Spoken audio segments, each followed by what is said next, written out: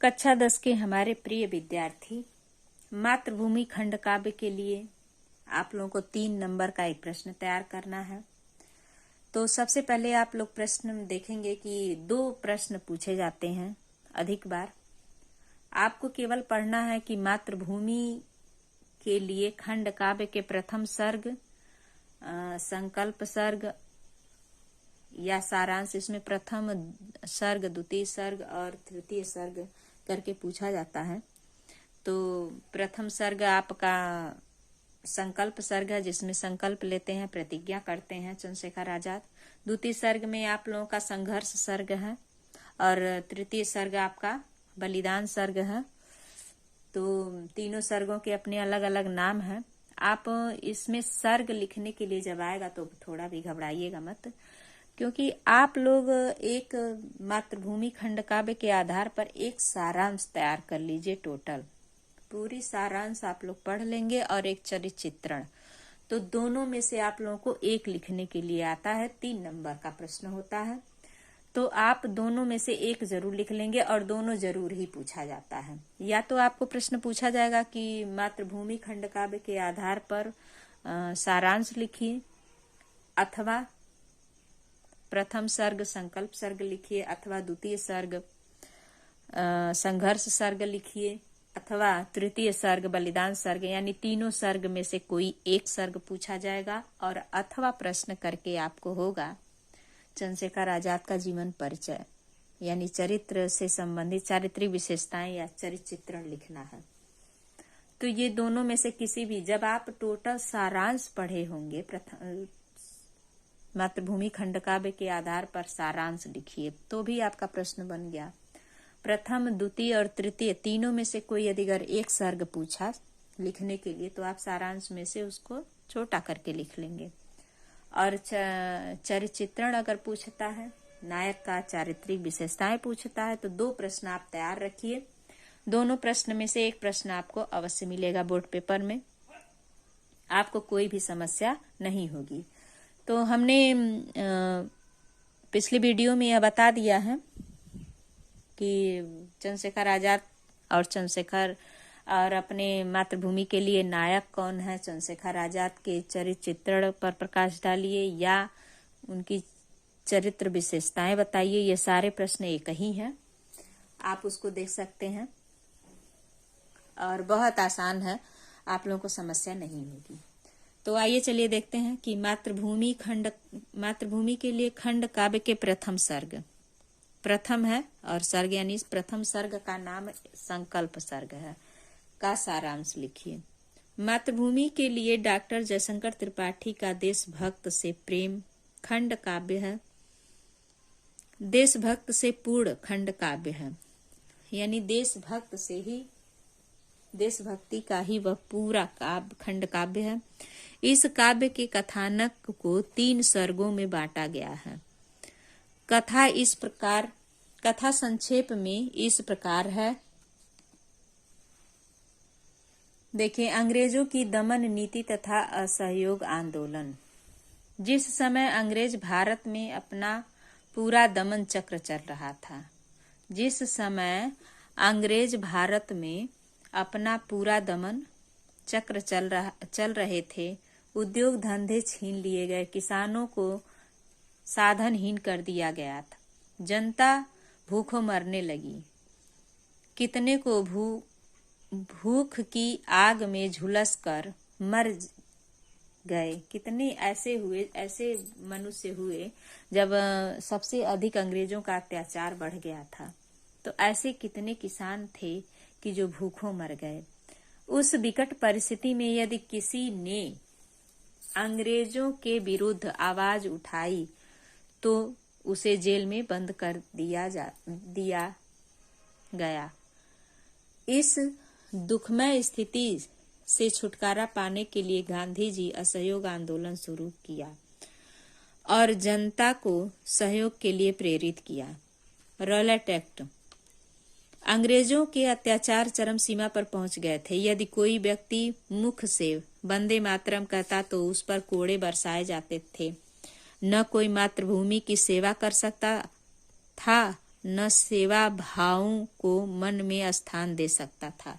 यानी सोच लेना भी, यदि अगर किसी को पता चलता था अंग्रेज को कि कोई सोच रहा है मातृभूमि के लिए अच्छा, तो भी उस पर अधिक से अधिक कहर बरसाए जाते थे।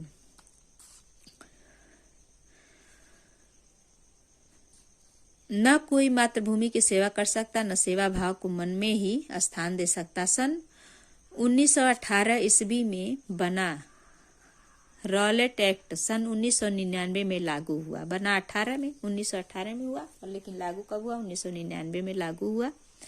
इस एक्ट के अनुसार किसी भी व्यक्ति को किसी भी समय बिना उसका अपराध बताए गिरफ्तार कर लिया जा सकता था, ऐसा नियम बना। इस एक्ट का सीधा अर्थ था सभी देशभक्तों को जेल में डालना। अंग्रेजों द्वारा यह बनाया गया था। इस एक्ट के पीछे भावना थी कि जो क्रांतिकारी सम्मुख आए उसे दंड दिया जाए, न कि उसकी अपील न सुनवाई, उसकी कोई बात सुनी न जाए। अगर कोई क्रांतिकारी बन करके आता है देशभक्त के लिए, देशभक्त बनता है, तो उसे तुरंत ही जेल में डाल दिया जाए, ऐसा उसे तुरंत ही दंड दिया जाए। जमानत भी कोई नहीं कर पाएगा। स्वतंत्रता के विषय में यदि कोई बात भी मिल जाए तो उसे तुरंत जेल में भेज दिया जाए, ऐसा रॉलेट एक्ट के द्वारा लागू हुआ। जलियांवाला बाग की घटना। इस समय जलियांवाला बाग की दुखद घटना घटी। इसी समय जनता में रॉलेट एक्ट के विरुद्ध रोष था। अमृतसर के जलियांवाला बाग नामक स्थान पर 14 अप्रैल 1999 को रॉलेट एक्ट के अनुसार रॉलेट एक्ट एवं सरकार के दमन के विरोध में विशाल जनसभा का आयोजन किया गया था। लाखों की संख्या में जनता उपस्थित थी, जिसमें स्त्री पुरुष बूढ़े बच्चे सभी सम्मिलित थे। सरकार की नीतियों के खिलाफ नेताओं के भाषण हो रहे थे। अचानक जनरल डायर ने 50 सिपाही के द्वारा 1650 राउंड गोलियां बरसा दी गईं। अनेक लोग मारे गए। चंद्रशेखर की प्रतिज्ञा। इसी समय चंद्रशेखर आजाद की प्रतिज्ञा होती है। देश की परिस्थितियां विकट थीं। उस समय काशी में शिक्षा पा रहा था कौन? चंद्रशेखर आजाद। भारत माता का एक सपूत जिसका जन्म हुआ था अलीराजपुर स्टेट में झाबुआ जिले के भावना नामक ग्राम में, नाम था चंद्रशेखर।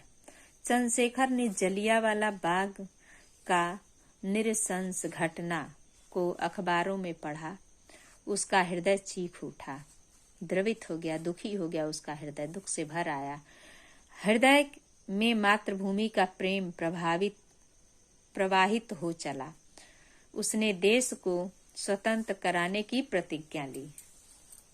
जब जलियांवाला बाग हत्याकांड की बात चल रही थी, तभी चंद्रशेखर आजाद देख करके, अखबारों में पढ़ करके, उस समय चंद्रशेखर आजाद कहाँ, काशी में शिक्षा प्राप्त कर रहे थे और मातृभूमि से अत्यंत प्रेम रखते थे। और वहीं पर उन्होंने अखबार के माध्यम से सूचना प्राप्त किया और एक प्रतिज्ञा ले ली स्वतंत्र होने के लिए।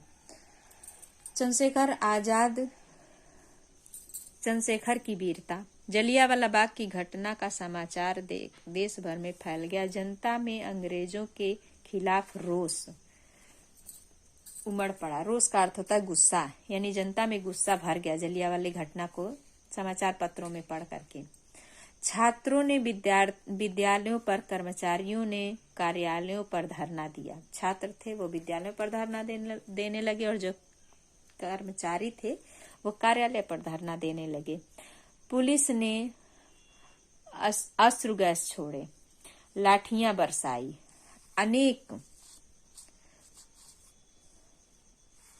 अनेक विद्यार्थियों को बंदी बनाया गया। इन्हीं विद्यार्थियों में 15 वर्ष के किशोर चंद्रशेखर भी था। यानी उस समय चंद्रशेखर आजाद की उम्र 15 वर्ष थी। अभियोग की सुनवाई अभियोग यानी मुकदमा की सुनवाई की मजिस्ट्रेट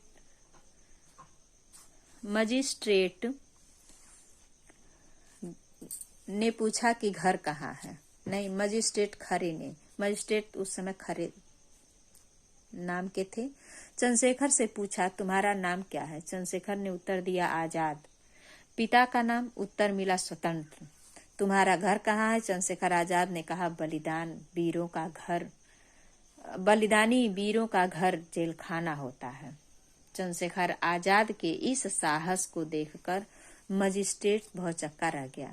16 बेतों का कठोर दंड सुनाया और 16 बेत खाकर जब खून से लथपथ लहूलुहान होकर के शरीर वाला चंद्रशेखर भारत माता की जय बोलता हुआ बाहर आया तो जेल के दरवाजे पर चंद्रशेखर आजाद की जय बोलते हुए विशाल जन समूह यानी बहुत से लोग, बड़ी भीड़ में जनता ने उसका स्वागत किया। फूल माला से उसे लाद दिया गया। उसके स्वागत में विशाल जनसभा का आयोजन हुआ। तभी से उसे आजाद कहकर पुकारा जाने लगा, यानी चंद्रशेखर आजाद नाम उनका पड़ा। उसका फोटो और भाषण अखबारों में छापे गए। इसके पश्चात आजाद क्रांति की नवीन पद्धति की खोज करने में लग गए।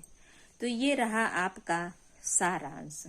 अब इसमें से आपको यदि अगर कुछ भी लिखना हो, प्रथम सर्ग, द्वितीय सर्ग, तो आप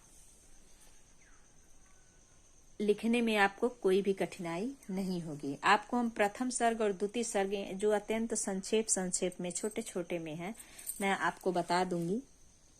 तो आप लोग 2 प्रश्न इसमें से तैयार करिए। एक सारांश टोटल तैयार कर लीजिए और एक चंद्रशेखर आजाद का चरित्र चित्रण तैयार कर लीजिए। आप लोगों को परीक्षा में कहीं भी असुविधा नहीं होगी। और ये 3 नंबर का प्रश्न है, कम से कम 1.5 पेज का आप लोग लिखिएगा। 1.5 पेज से कम ना लिखिएगा। और तैयारी सभी विद्यार्थियों से अनुरोध है कि अब शुरू कर दें। आप लोग सोना जागना, घूमना, शादी विवाह में जाना अब आप लोग बंद करिए। अब आप लोगों के पास समय बहुत ही कम है। केवल अच्छे अंक प्राप्त करना चाहते हैं तो केवल पढ़ाई में जुट जाइए। अब से भी अगर आप लोग सतर्क होकर के पढ़ेंगे तो आप लोगों को कोई समस्या नहीं होगी। धन्यवाद हमारे प्यारे विद्यार्थियों।